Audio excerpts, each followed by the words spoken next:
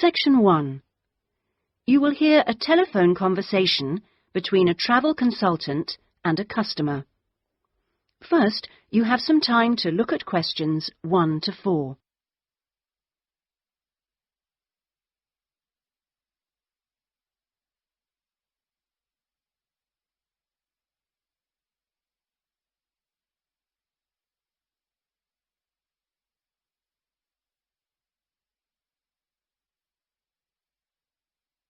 You will see that there is an example which has been done for you. On this occasion only, the conversation relating to this will be played first. Good afternoon, Dreamtime Travel. How can I help you? Oh, hello. I'm interested in the holidays you offer along the coast near here. Yes, we operate several tours up the coast. Where in particular did you want to go? Well, I like the sound of the holiday that mentioned whales. Was it, whale watching? Oh, that's our whale watch experience. It's very popular, and it's based in a lovely little town with nice beaches. The holiday is called Whale Watch Experience, so Whale Watch Experience has been written on the form. Now we shall begin. You should answer the questions as you listen, because you will not hear the recording a second time. Listen carefully and answer questions 1 to 4. Good afternoon, Dreamtime Travel. How can I help you? Oh, hello. I'm interested in the holidays you offer along the coast near here. Yes, we operate several tours up the coast. Where in particular did you want to go? Well, I like the sound of the holiday that mentioned whales. Was it, whale watching? Oh, that's our whale watch experience. It's very popular, and it's based in a lovely little town with nice beaches. Oh, right. And how long does it last? It's 2 days. That includes 4 hours travel time each way from here. Good. I don't want to be away any longer than that. So, is that by coach? Actually, it's by minibus. We like to keep those tours small and personal, so we don't take a whole coachload of people. In fact, we only take up to 15 people on this tour, although we do run it with just 12 or 13. Oh, right. So, do you run these tours often? Well, it depends on the time of year. Of course, in peak times, like the summer holidays, we do them every weekend, but at the moment, it's usually once a month at most. And when is the next one going? Let me see. There's one in 3 weeks' time, which is April the 18th, and then we don't have another one until June the 2nd. All right. And is April a good time to go? Pretty good, though the really good time is later in the year. I have to say, though, that the whale sighting is only one of the many things offered. Really? Yes, the hotel itself where you stay has great facilities. It's called the Palisades. The Paris what? No, it's actually the Palisades. Pallissades. It's right on the main beach there. Oh, I see.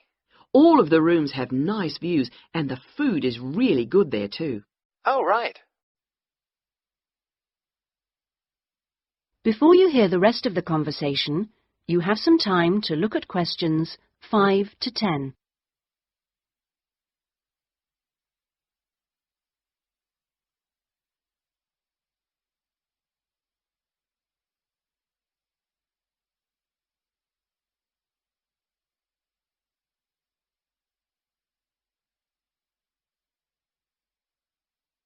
Now listen and answer questions 5 to 10. And what about the other things, that are included in the price? Oh, there are lots of things. If you don't want to do the whale watch cruise, your guide will take anyone who is interested either on a bushwalk through the national park near the hotel, and there's no extra charge for that, or on a fishing trip. That's an extra $12, I think. And there's also a reptile park in town. That costs more or less the same. No, I think I'd prefer whales to snakes. Yeah. And if you just want to relax, you're free to sit by the hotel pool or go down the beach. Oh, and they also have tennis courts at the hotel, but you have to pay for those by the hour. But there are table tennis tables downstairs, and they're part of the accommodation package. Just speak to your guide. Well, that sounds good. So how much is the basic tour price? At this time of year, it's usually around $300, but let me check. It's actually $280. And the next tour, are there any places on that one? How many people is it for? There are 2 of us. Yes, that should be fine. Can I just mention that we require all bookings to be made at least 14 days before you travel to avoid cancellations of tours? And if you cancel within 7 days of departure, you will have to pay 50% of your total booking. Okay. And you also need to pay a 20% deposit at the time of booking. Can I pay that by credit card?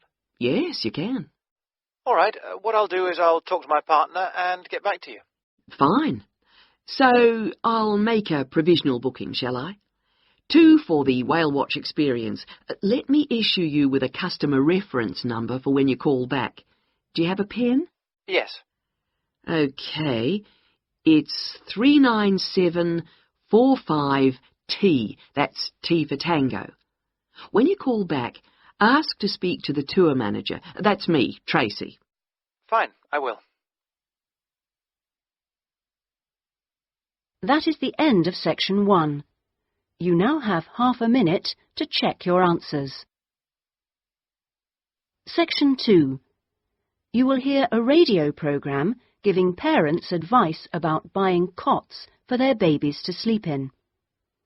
First, you have some time to look at questions 11 to 17.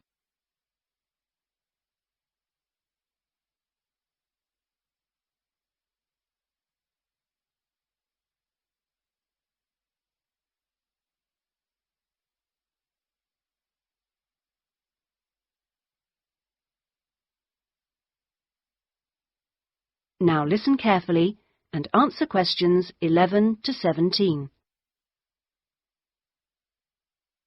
Hello and welcome to today's Buyer Beware program, where we give you some tips on how to spend your money wisely. Now, in today's show, we're looking at beds for children and babies. Let's start by looking at baby cots. That's for children of up to 3 years old. We tested 3 different cots, all in the budget price range, and as usual, we will feature the good points, the problems, and our verdict. The first cot we looked at was by BabySafe, and it had several good points to recommend it. Our testers liked the fact that it had 4 wheels, so it was easy to move around. The only slight problems with this cot were that it had no brakes, but they didn't think that mattered too much. At first they were a bit concerned about the side bar because they felt babies could trap their fingers in it. But our testers felt that this was unlikely to happen, so they've given this one a verdict of satisfactory. The next cot was by Choice Cots, and this time our testers were pleased to find a cot which is simple to put together, unlike others we looked at. On the minus side, our testers did not like the fact that the side of the cot did not drop down, making it difficult to pick up newborn babies. However, the real problem with this cot was the space between the bars. Our testers found they were too wide and a baby could easily trap his head. We felt this was a real safety hazard, and so we've labelled this one dangerous, I'm afraid. Before you hear the rest of the programme, you have some time to look at questions 18 to 20.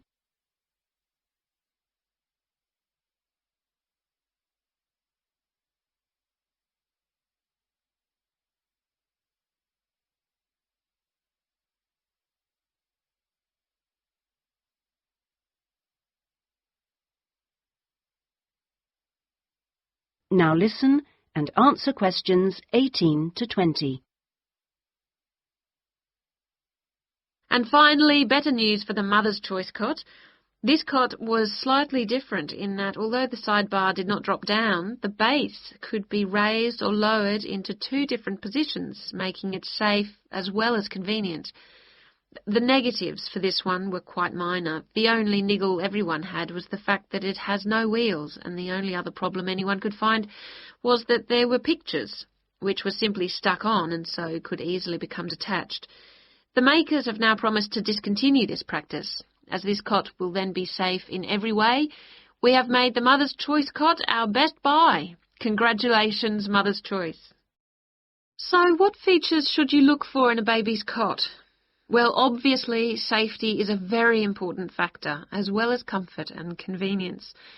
We recommend that if you are buying a cot, do make sure that any metal present is not rusted or bent in any way.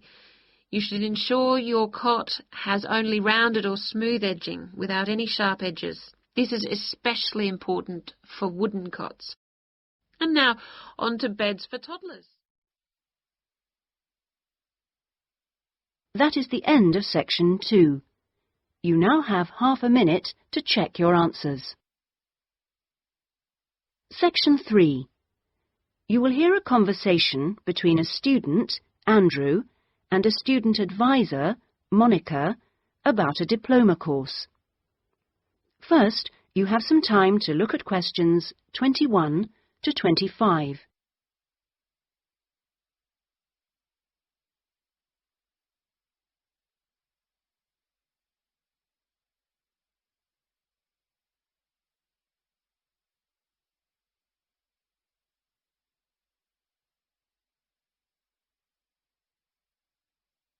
Now listen carefully and answer questions 21 to 25.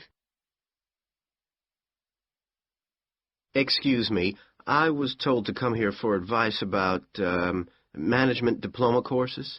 You've certainly come to the right place. Hi, my name is Monica. Nice to meet you. My name is Andrew Harris. So, Andrew, have you seen our diploma course prospectus yet? Yes, I've already looked at it. In fact, I thought the information on course content was really useful. But I'm afraid I'm a bit confused by all the different ways you can do the course. Full-time intensive, part-time, and so on. Mm-hmm. Well, let's see if I can help. I think each course type has its advantages and disadvantages, so it really depends on you, your own study habits, and your financial circumstances, of course. Are you working at the moment? Yes, I've been working in the administration section of the local hospital for the last 3 years. Mm-hmm. And before that, I worked in the office of a computer engineering company for 2 years. So I've got about 5 years of relevant work experience. Mm-hmm. And what I'm hoping to focus on is personnel management. I see. And are you planning to leave your current job to study, or are you thinking about just taking a year off? I want to know what my options are, really. I don't want to quit my job or anything, and my employers are keen for me to get some more qualifications, but obviously it would be better if I could do a course without taking too much time away from work. Right. So you don't really want to do the full-time course, then? No, not really. It's also a question of finances. You see, my office have agreed to pay the cost of the course itself, but I would have to take unpaid leave if I want to study full-time, and, well, I don't think I could afford to support myself with no salary for a whole year. Okay. Well, you have two other possibilities. You could either do the part-time course, that would be over 2 years, and you wouldn't have to take any time off work, or you could do what we call a modular course. You could do that in 18 months if you wanted, or longer. It's quite flexible, and it would be up to you. So what does the part-time course involve? For that, you would join an evening class and have a lecture twice a week. Then you'd have to attend a seminar or discussion workshop 1 weekend a month. What kind of coursework would I have to do? Well, it's a mixture. You'd be expected to write an essay each month, which counts towards your final assessment. You have a case study to do by the end of the course, which might involve doing a survey or something like that. And also you need to hand in a short report every 4 weeks. So that's quite a lot of work then, on top of working every day. It sounds like a lot of studying, and really tiring. Yeah, you certainly wouldn't have much free time.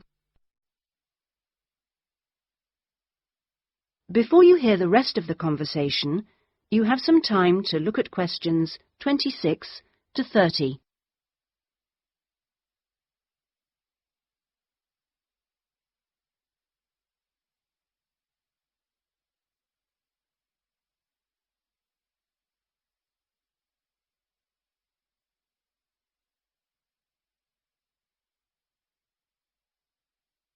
Now listen and answer questions 26 to 30. What about the modular course? What would I have to do for that? Well, that's where you get the opportunity to study full-time for short periods. That way you can cover a lot of coursework and attend lectures and seminars during the day. And each module lasts for one term, say about 12 weeks at a time. There are obvious advantages in this. The main one being that you can study in a much more intensive way, which suits some people much better. And how many of these modules would I have to do to get the diploma? The current programme is 2 modules, and then you have to choose a topic to work in more depth. But you can base that on your job, and so you don't need to be away from the office. And how long it takes is up to you. Mm-hmm. The important thing is that you don't have to study and work. You can focus on one thing at a time. Yes, I can see that. It certainly sounds attractive. It would be more expensive, though. I mean, I'd have to support myself without pay for each module. That's true, so that might be a problem for you. Look, why don't you talk this over with your employers and then come back? That is the end of section 3. You now have half a minute to check your answers. Section 4. You will hear part of a lecture given by an economist about North American women's attitude to money and saving. First, you have some time to look at questions 31 to 40.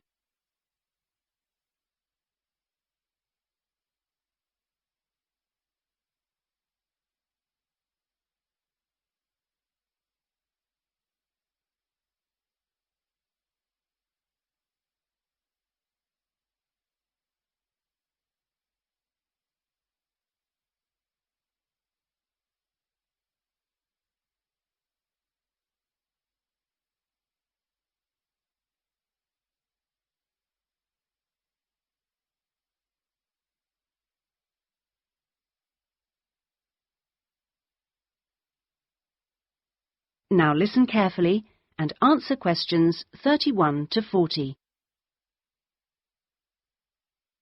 Okay, so we've been looking at the attitudes of various social and cultural groups towards the management of their personal finances, how important they feel it is to save money, and what they save their money for. One aspect that we haven't yet considered is gender. So if we consider gender issues, we're basically asking whether men and women have different attitudes towards saving money, and whether they save money for different things. Back in 1928, the British writer George Bernard Shaw wrote in his Intelligent Women's Guide to Socialism and Capitalism that a man is supposed to understand politics, economics, and finance, and is therefore unwilling to accept essential instruction. He also said, a woman, having fewer pretensions, is far more willing to learn. Now, though these days people might question a lot of the assumptions contained in those statements, recent research does suggest that there are some quite fundamental differences between men and women in their attitudes to economic matters. Let's look at what men and women actually save for. Research studies of women in North America have found that women are far more likely to save for their children's education, and they are also more likely to save up in order to buy a house one day. The same studies have found that men, on the other hand, tend to save for a car, which, by the way, takes a surprisingly large amount of the household budget in North America. But the other main priority for men when saving money is their retirement. When they're earning, they're far more likely to put money aside for their old age than women are. Now, this is rather disturbing, because, in fact, the need for women to save for their old age is far greater than for men. Let's consider this for a moment. To start with, it is a fact that throughout the world, women are likely to live many years longer than men, so they need money to support them during this time. Since women are likely to be the ones left without a partner in old age, they may therefore have to pay for nursing care, because they don't have a spouse to look after them. Furthermore, the high divorce rates in North America are creating a poverty cycle for women. It is the divorced women who will most often have to look after the children, and thus they need more money to look after not just themselves, but others.